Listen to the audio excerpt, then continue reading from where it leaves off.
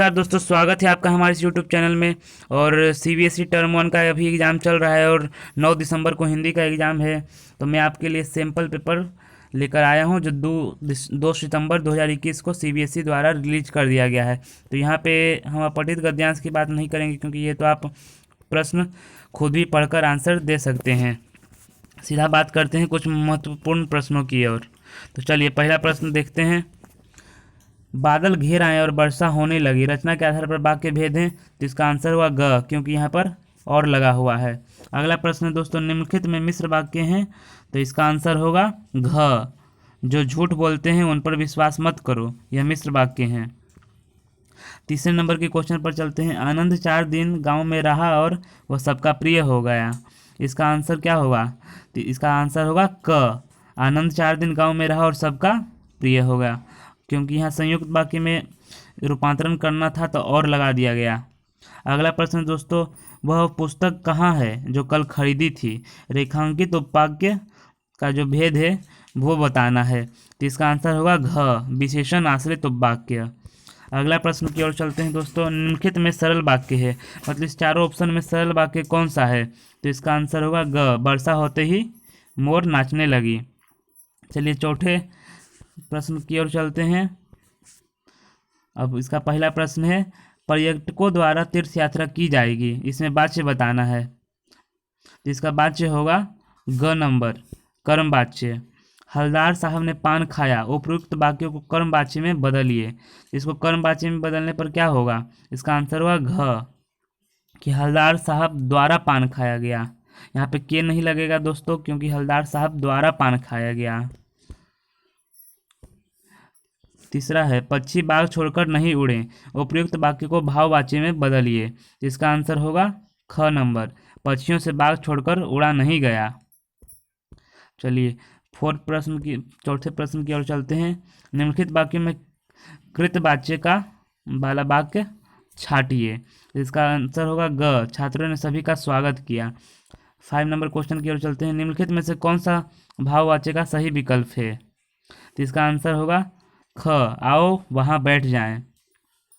अब यहाँ पर 5वें नंबर प्रश्न की ओर चलते हैं, 5वें पार्ट पर। तो पहला प्रश्न है इसका, हम कल दिल्ली जा रहे हैं, रेखांकित पद का पद परिचय बताइए। तो यहाँ का आंसर क्या होगा? तो इसका आंसर ख होगा। यहाँ दिल्ली है जो व्यक्तिवाचक संज्ञा है, एक वचन है, पुल्लिंग अधिकरण कारक है। और दूसरे प्रश्न की ओर चलते हैं। यहाँ बालक बहुत मेधावी है, तो यह जो अंडरलाइन किया हुआ है उसका पद परिचय बताना है। तो इसका आंसर होगा ग ऑप्शन, सार्वनामिक विशेषण है क्योंकि यह संज्ञा से पहले यूज हुआ है। यह एक वचन है, पुल्लिंग है, विशेष्य बालक है। तीसरे क्वेश्चन की ओर चलते हैं। अचानक वर्षा होने लगी, रेखांकित पद का परिचय है। तो इसका आंसर होगा ख ऑप्शन, रीतिवाचक क्रिया विशेषण, होने लगी क्रिया की विशेषता है। 4 नंबर का राइट आंसर होगा घ, विस्मयादि सूचक अव्यय। मैं आपको आंसर बताते जाता हूँ, आप खुद वीडियो को पॉज कर कर आंसर करते जाइएगा। इसका आंसर होगा 5 नंबर का क, मध्यम पुरुषवाचक सर्वनाम। अब छठे प्रश्न की ओर चलते हैं दोस्तों। तो यहाँ पर कुछ आपको दिया हुआ है, इसको आप पढ़कर आपको रस के बारे में बताना है। तो उपयुक्त रस क्या है?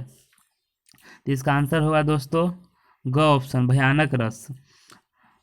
दूसरा का आंसर होगा वीर रस। तीसरा का आंसर होगा रौद्र रस। चौथा का आंसर होगा अस्थाई भाव, इसका अस्थाई भाव होगा। अब 5 का होगा ख, विस्मय। अब पाठ्य पुस्तक से रिलेटेड कुछ क्वेश्चन हल कर लेते हैं दोस्तों। यहाँ पे कुछ आपको पद्यांश या गद्यांश दिया हुआ है, इसको आप पढ़कर खुद आंसर दीजिएगा।